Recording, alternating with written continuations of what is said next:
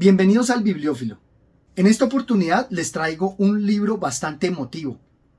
Y tal vez yo les vaya a parecer un desalmado, pero el monumento que esta autora quiso hacer a su historia personal, tal vez yo lo vaya a destruir. Y por eso los invito a que sean despiadados con lo que voy a decir, que me critiquen, que me dejen sus comentarios qué tan de acuerdo están conmigo. Porque así como ella se animó a contarnos su historia y a publicarla, me siento en la obligación moral de hacer lo mismo y de, con toda sinceridad, transmitir mis reflexiones. No va a ser una tarea sencilla, pero aún así debemos emprenderla. Digo que este es un monumento porque la autora misma así nos lo dice. Otros levantan monumentos, graban lápidas. Yo he vuelto a parirte con el mismo dolor, para que vivas un poco más, para que no desaparezcas de la memoria. Y lo he hecho con palabras, porque ellas, que son móviles, que hablan siempre de manera distinta, no petrifican, no hacen las veces de tumba. Son la poca sangre que puedo darte, que puedo darme. La autora nos describe su pena, pero a lo largo de su lectura, a pesar de conmoverme, dado el carácter real que tuvo esta narración, a pesar de conmoverme, tengo también que mostrar las reflexiones que me generó. Se trata de la obra Lo que no tiene nombre, de Piedad Bonet.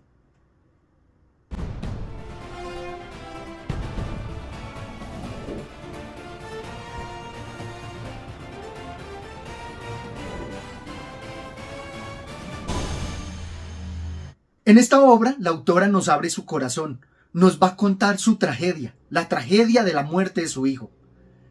Una muerte provocada por él mismo, un suicidio que en muchas culturas tiene graves connotaciones. Y ella nos va a explicar a lo largo de los capítulos cómo esta madre entiende lo que vivió su hijo para de alguna manera desahogar su pena. Tengo que confesar que cuando una obra trata de excusarse por esa intimidad, por esas tragedias, para que no se les critique, algo en mí se despierta y por eso me vuelvo más agudo.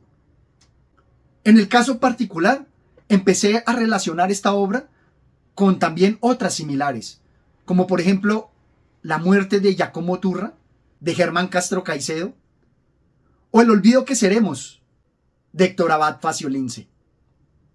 Y por eso la primera pregunta que me surge es, ¿estas otras obras buscaban exponer una denuncia contra la brutalidad policial, mostrando a estos padres abnegados que movieron cielo y tierra para desplazarse a otro país y buscar justicia? O en el caso de Héctor Abad Faciolince, él lo reconoce, no quiere que queden en el olvido las acciones de su padre, quiere que todavía lo recordemos y por eso lucha contra ese olvido que seremos. Pero en este caso me queda una gran pregunta, y es, ¿lo que no tiene nombre qué es? ¿La culpa? ¿La enfermedad? ¿La tragedia? ¿Es este un panegírico contra los suicidas? ¿O es una denuncia contra la negligencia médica? No lo sé. Todo eso me quedan como grandes interrogantes. Incluso hacia el final, cuando ella dice que quiere acompañar a su hijo porque lo entiende en su gran pena, ¿es también un panegírico por la eutanasia? Lo cual me llevó a la pregunta, ¿por qué debo conmoverme? ¿Por qué esta historia debe conmoverme más que otras? Y la verdad no lo encuentro. Las historias que ellas nos cuentan me presentan a un Daniel, un hijo privilegiado. Tanto así que en las anécdotas que nos cuenta de Lima, lo cambian de hospital, porque este de bajos recursos no es lo suficiente para él. Y entonces me hace preguntarme, ¿cómo será tantos miles que también sufren de la misma enfermedad, pero que por ser pobres o no tener un autor, una madre escritora que exalte su historia, pues van a quedar en el olvido, van a quedar desconocidos, van a quedar olvidados? Es cierto que cada quien ofrece sus sentimientos y su arte como quiere, pero así como ella lo expone como una obra literaria, pues yo me despojo de esa cercanía, de ese sentimentalismo y la analizo como obra literaria. De nuevo me pregunto, ¿por qué debe conmoverme más? Me conmueven más los padres que sin estudios, tragedias que viven, como que les maten a sus hijos por ser falsos positivos. Mueven cielo y tierra, se vuelven activistas, pero en cambio ella solamente escribió, siendo ese su oficio, pensando que con eso tal vez ofrece la cuota de inmortalidad. Y ella misma nos lo dice: si reverencio los cementerios, si los encuentro bellos, ¿por qué entonces preferir para Daniel esa nada al viento, las cenizas? ¿Por qué no la memoria aferrada a la piedra en forma de un nombre y unas fechas? Y en otra parte destaca: pero también hago mía la reflexión de Julián Barnes. ¿Hay algo más triste que una tumba que no recibe visitas? Pero a mí me genera la pregunta: ¿existirá algo más triste que un libro que no se ha leído? ¿O solamente porque ella usa la literatura, entonces se puede dar el lujo de olvidarlo? Acá me genera grandes reflexiones, como ese de las tumbas, porque recuerdo que cuando visitaba San Andrés Islas, veía que ellos tenían las tumbas en el patio. Y también reflexiono que cuando se tiene día a día esa tumba, esa piedra, pues va cayendo en el olvido, porque así es el tiempo, es implacable. Y entonces, de tener esa cercanía del día a día, también se va difuminando su significado y nos volvemos indiferentes. Entonces, ella olvida la lápida, pero entonces tener un libro, haciendo su pena, su arte, una labor, un oficio como es el de escribir, tal vez para curar su pena, como bien lo menciona en la obra, que la literatura cauteriza. ¿Esto también no estará generando indiferencia y olvido en ella? Claro, me juzgarán, dirán: qué desalmado, una madre no olvida. Pero lo que critico es que abiertamente quiera hacer este homenaje a través de un libro, pero que un libro también es un negocio, es un oficio. Sería diferente que de pronto ella lo hubiera guardado como un documento íntimo para ella misma y que luego, con una edición póstuma o cuando sus familiares rebujaran en sus pertenencias, lo publicaran. Sería un sentido totalmente diferente. Por favor, sean despiadados con estos mis comentarios. Sin embargo, sigo preguntándome, ¿por qué esta madre adolorida solamente escribió un libro y no de pronto, como sé que acostumbran en Norteamérica, donar una beca para artistas? La obra unas veces me parece ambigua. Por un lado, quiere mantener a su hijo aparte de los estragos del olvido, pero también encuentro que es una acción egoísta. Es más por lo que ella siente, por lo que ella piensa. Lo detecto en algunos pasajes, como este, cuando destaca un poema de Wisława Szymborska. Y si yo os dijera que no había ninguna carta, tantos de nosotros, amigos, y todos cupimos en un sobre vacío apoyado en un vaso. O en este otro: ¿en qué pensaba cuando saltó? ¿Qué se siente al caer? ¿Se pierde la conciencia? ¿En las últimas horas pasamos los que lo queríamos por su cabeza? Las preguntas se alzan y mueren al instante, vencidas, derrotadas. Destaco esto porque está la preocupación de ella como madre si su hijo, cuando realizó esa actividad, pensó en ellos. El egoísmo de si piensan en nosotros. Pero claro, es ambiguo porque también entiende la enfermedad de él y casi que lo excusa. Pero en ese mismo juego ambiguo, sigo con la pregunta: ¿por qué debo conmoverme? ¿Cuántos otros suicidas no han pasado sobre lo mismo?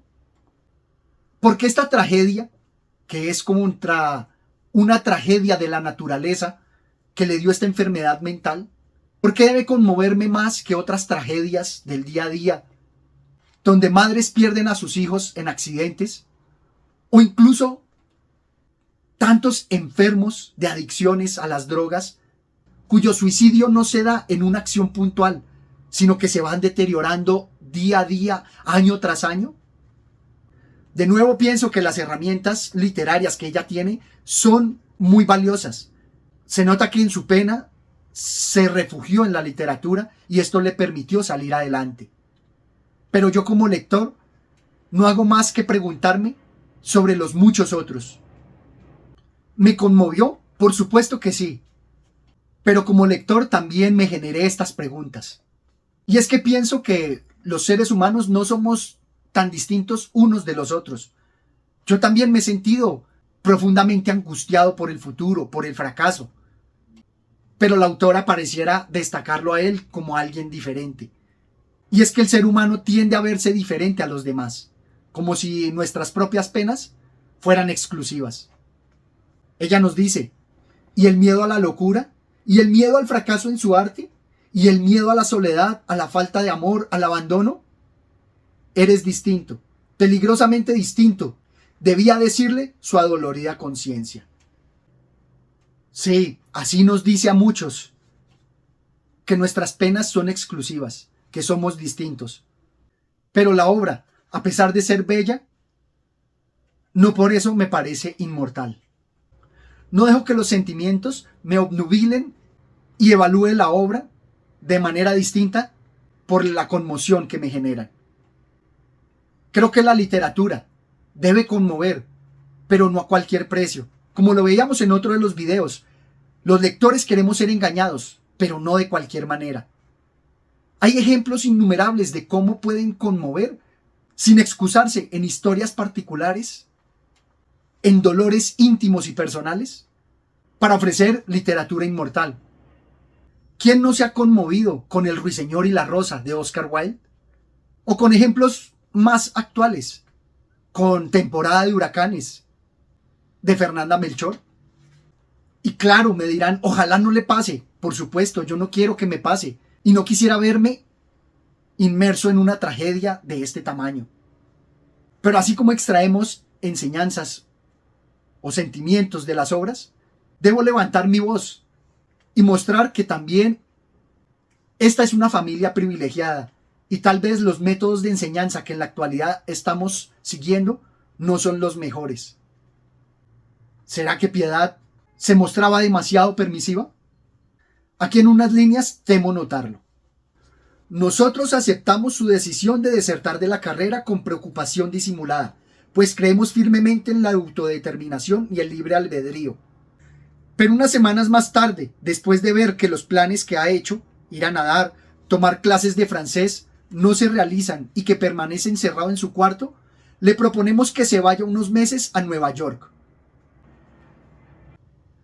Una familia acomodada que se puede dar el lujo de mandar a su hijo a otro país para que se le pase el aburrimiento o la depresión. Por eso pienso en cuántos innumerables, porque los pobres son más, no pueden darse ese lujo y por el contrario, tal vez con mano férrea, impiden que su hijo se descarríe y sea tan libre porque las necesidades los apremian, no les dan ese libre albedrío que una posición más privilegiada sí permite. Finalmente quiero compartir con ustedes otra ambigüedad que se me presenta, y es que ella se queja de los intelectuales, pero tal vez ella misma lo es. O yo, reconociéndome como un lector, tengo por decir que acudo a la literatura como un escape. Me asombra constatar que muchos de los intelectuales que conozco se abochornan ante la muerte, no saben abrazar, se paralizan al verme. Y con este pasaje muestro esa ambigüedad, porque yo como lector soy así, busco la literatura para evadirme de esta realidad que muchas veces no soporto. La literatura es un refugio, y acaso para la escritora también sea su refugio, pero no debe olvidarse que también es una ocupación, y ella al publicarlo, al interactuar en su entorno literario, pues debe estrellarse con editores, con otros escritores que están trabajando en su ocupación y por eso, de alguna manera, se muestran algo indiferentes ante su pena. Eso no depende de ser intelectual o no. Cada persona muestra esos rasgos y así como encontró indiferencia entre intelectuales, también puede encontrarla incluso en familiares. O como ella lo menciona también en el libro, la indiferencia que se presenta en la misma naturaleza. Porque el sol no va a dejar de salir, porque nos sintamos tristes. Esto es todo cuanto tenía por compartir con ustedes. Espero que me dejen sus comentarios. Abramos un gran debate sobre un tema que toca tanto a la literatura como a la vida real. No olviden suscribirse al canal. Hasta una próxima oportunidad. Gracias.